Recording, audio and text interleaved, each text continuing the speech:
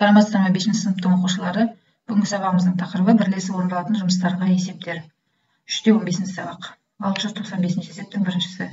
Жүйектегі бүлдіргенді еңлік 20 минутта, әйгерім 30 минутта тереді.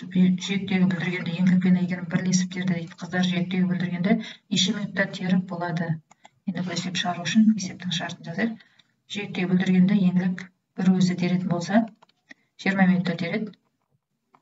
Әйгерім бір өзі жүйектегі бүлдіргенді 30 минутта теріп болады екен. Енді екеуі бірлесіп теретін болса, мынаның 1 минутта теретін 20-да 1, мынаның 1 минутта теретін 30-да 1, екеуін қосам ортақ бөлім 60. Мында 3-тен келеді, мында 2-ден келеді, сонда 60-тан 5. 5-ке қысқарғанда 12-ден 1. Ары қарай, мынау 1 минутта терген екеуінің, енді 1-ді 12-ден 1-ге бөлсем 12 болады. Кері саны өтілгенде 12 болады, сонда екеуі бірлесіп 12 минутта тереді екен. Келесі екінші, киіз үйдің құрылысын бірінші ұста. 20 күнде тереді, 20 күнде жасайды. Екіншісі 12 күнде жасайды. Үшіншісі 15 күнде жасайды. Бұл да дәл сондай. Үшеуі бірлесетін болса, 20-дан 1 қосылған 12-ден 1 қосылған 15-тен 1. Ортақ бөлім 60 болады. Мында 3-тен, мында 5-тен, мында 4-тен келеді. 12 болады, қосқанда қысқарады 12-ге, сонда 5-тен 1. Ары қарай 1-ді 5-тен 1-ге бөлсем 5. Үшеуі бірлесіп, сонда киіз үйдің құрылысын 5 күнде бітіреді екен. Ары қарай келесі. 696 есеп.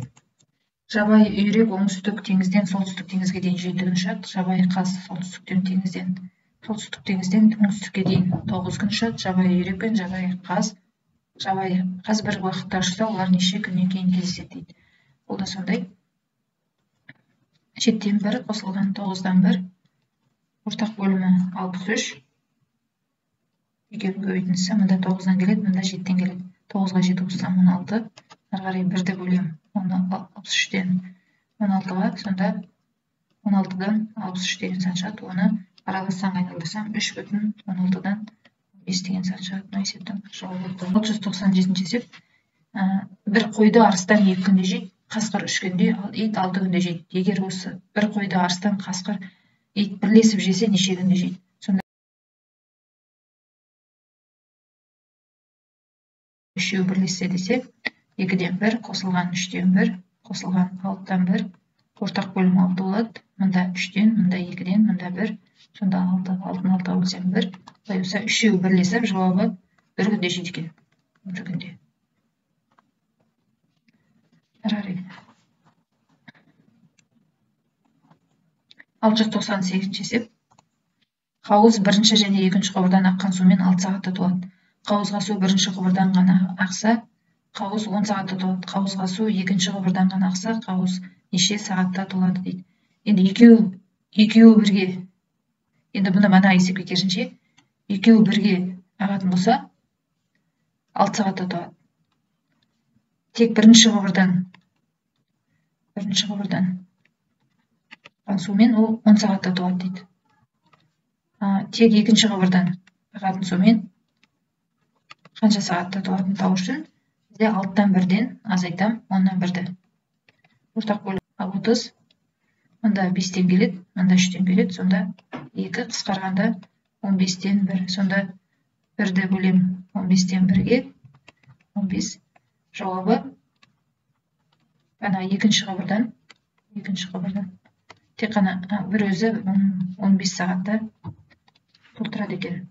699 есеп. Ағасы, інісі және қарындасы бірлесіп қардан аққаланы 12 минутта жасайды. Үшеуі бірлесіп 12 минут. Тек ағасы жасаса, тек өзі ағасы жасаса 24 минутта жасайды екен. Тек інісі жасаса, 40 минутта жасайды екен. Ал тек қарындасы жасайтын болса, неше минутта жасайтын бізге осыны табу керек. Бұлай болса, мына барлығы бірлесіп жасайтын бізде 12-ден 1 деп аламын, содан екеуінің қосындысын алып тастаймын. 24-тен 1 мен 40-тан 1-дің қосындысы. Ортақ бөлім бұл жерде 120 болады. Да, 10-нан келеді. Мында 5-тен келеді. Мында 3-тен келеді. 10 азайтылған қашан іште 120-дан 5 қосылған 120-дан 3 тең болады. Мынау 10, мына екеуі 8, 10-нан 8 алғанда 2 болады. Сонда 120-дан 2, 2 қысқартсам 60-тан 1. Ары қарай 1-ді бөлем 60-тан 1-ге, ол тең 60. Сонда жаңыз қарындасының өзі 60 метр екен. Келесі 700-ші есеп, қауызға 3 құбыр жүргізілген. Бірінші және екінші құбырмен қауызға су құйылады. Мысалы, мынадай бір қауыз деген бассейн, бірінші және екінші құбырдан су ішке ағады. Құйылады мынамында, ал үшінші құбырдан сыртқа ағызылады. Бірінші құбыр қауызды 6 сағатта, екінші құбыр 8 сағатта толтырады. Сонда бірінші құбыр қауызды 6 сағатта толтырады. Екінші құбыр қауызды 8 сағатта толтырады. Үшінші құбыр қауыздағы су 4 сағатта толық ақ болады, сыртқа ағып кетеді. Үшінші құбыр. Мынау бірінші құбыр, мынау екінші құбыр, мынау үшінші құбыр деген соғы. 4 сағатта ағып кетеді дейді. Құбырлар үшеуі бір уақытта ашық қойса, 1 сағаттан соң су қауыздың қандай бөлігінде болады дейді. Ол үшін 6-тан 1 мен 8-ден 1-ді қосам, бұл 3-ке ағады. Азайтып тастаймын 4-тен 1-ді. Ортақ бөлім 4 болады. Мында 4-тен келеді, мында 3-тен келеді, мында 6-тан келеді. Сонда 7, 7-тен 6-дан 1. Сонда 1 сағаттан кейін жауабы 1 сағаттан кейін қауыз судың 24-тен 1 бөлігінде болады екен. Келесі 701-ші есеп. Цирк құрылысының құрылысшылардың бірінші бригадасы 15 айда бітіреді, екінші бригадасы оның 3-тен 2-сіне тең уақытта бітіреді. Құрылысшылардың 2 бригадасы бірлесіп жұмыс істесе, цирк құрылысы неше айда бітеді? Бірінші бригада 15 айда бітіреді дейді. Екінші бригада оның, банағы 15-тің 3-тен 2-сі көбейтем, санның бөлігін табу, 5, 10 айда бітіреді. Екеуі бірлесіп жұмыс істесе дейді, онда 15-тен 1 қосылған 10-нан 1, ортақ бөлім 30, онда 2-ден, онда 3-тен 30-дан 5 қысқарады 5-ге, сонда 6-тан 1. Сонда 2 бригада бірлесіп жұмыс істесе, цирк құрылысын неше айда бітіреді? Ол үшін 1-ді 6-тан 1-ге бөлсем, 6 айда бітіреді екеуі бірлесіп. Мына есептің жауабы. Келесі 702-ші есеп. Құрылысшылардың 3 бригадасы құрылыстары бірде 2 үйді салу керек дейді. Осындай бір үйді құрылысшылардың бірінші бір үйді деп тұр ғой. Бір үйді құрылысшылардың бірінші бригадасы 9 апта. Екінші бригадасы одан 1,3-тен 1 есе артық, яғни 9-дың 1,3-тен 1-ге өйтем. 9 көбейтілген, дұрыс бөлшекке айналдырсам, 3-тен 4 қысқарғанда 12, сонда 12 апта. Келесі 3-ші бригада 2 есе артық уақытта, яғни 9 көбейтілген 2, 18 апта. 3 бригада бірлессе десе, 9-дан 1 қосылған 12-ден 1 қосылған 18-ден 1. Ортақ бөлімі 36, мұнда 4-тен келеді, мұнда 3-тен келеді, мұнда 2-ден келеді. Сонда 9 қысқарады 4-тен 1, немесе 1-ді бөлем 4-тен 1-ге, 4 апта. 4 апта. Бір үйді 4 апта болса, 2 үйді 8 апта. Жауабы сонда 4-ді 2-ге өшірім 8 апта болады. Себебінде бір үйді ғой, бізде 2 үй деп тұр. Сондықтан жауабы 2-ге өтім 8 апта болады. Келесі 703-ші есеп. Үйме шөпті ат 1 ай жейді. Ешкі 2 ай жейді, ал қой 3 ай жейді. Егер осы шөпті ешкі және қой үшеуі бірге жесе, олар неше ай жер еді дейді.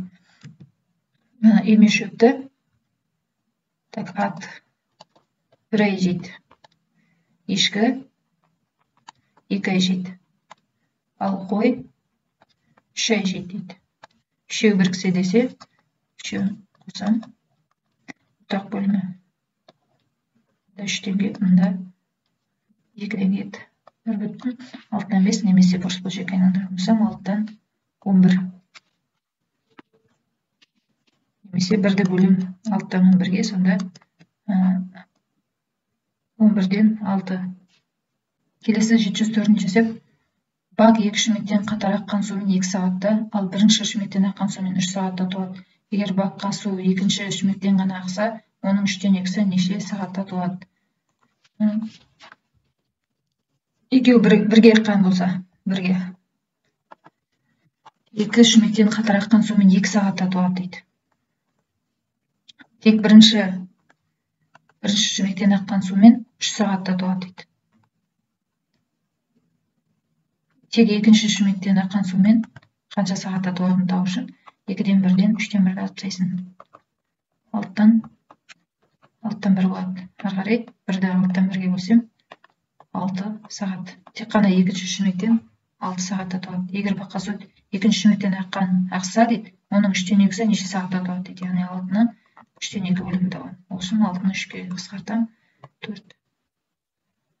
4 сағатта толады екен есептің жауабы.